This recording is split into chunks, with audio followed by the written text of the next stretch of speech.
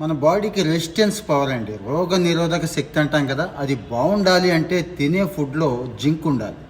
మన గుండె మంచి బలంగా ఉండాలి అంటే తినే ఫుడ్లో పొటాషియం ఉండాలి, మెగ్నీషియం ఉండాలి. నెలకు 400 ఖర్చు పెట్టుకోగలిగితే ఇల్లంతా కూడా గట్టిగా బలంగా ఉండొచ్చండి. అటు జింక్ కానీ, పొటాషియం కానీ, మెగ్నీషియం కానీ. విషయం ఏంటంటారా, గుమ్మడి గింజలు. ఇంకా ఇవే కాదు, ఇంకా చాలా బెనిఫిట్స్ ఉన్నాయి. నేను మచ్చుకు 1-2 చెప్తున్నాను అంతే. మనలో గుమ్మడికాయలు తినేవాళ్ళు కొంతమంది ఉంటారండి, చాలామంది తినే కేటగిరీ మీకు తెలుసు. వాళ్ళకి ఏమాత్రం తెలివితేటలు ఉంటాయి, ఎట్లా ఉంటారనేది నేను ప్రత్యేకంగా ఏం చెప్పక్కర్లేదు.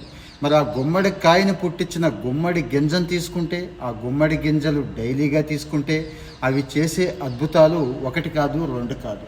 జనరల్గా ఏ డైటీషియన్ అయినా, ఏ న్యూట్రిషనిస్ట్ అయినా కానీ నట్స్ ఎక్కువ తీసుకోండి అని చెప్తారండి.